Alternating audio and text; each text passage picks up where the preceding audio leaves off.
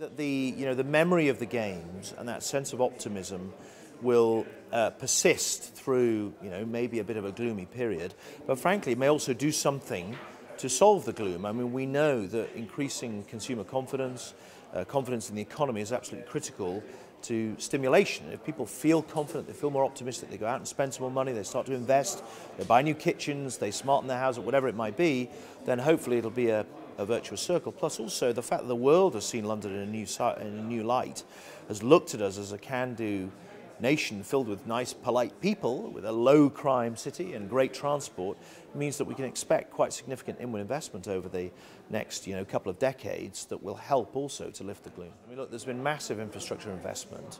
We will have this incredible new area of London with housing and commercial activity and these brilliant sporting venues which are going to attract events, World Athletics, World Cups, all the rest of it for years and years to come. But in the end, I think as Boris said in the press conference, maybe the biggest legacy is that London and the UK finally starts to believe that it can do large-scale projects at home instead of just overseas where we deliver them all the time, and starts to think about some of the really big problems that we have, like air transport, rail transport, mass housing, and starts to think that we can actually solve those by putting our mind to it and some of our money to it and get on with it. We've had two big investments.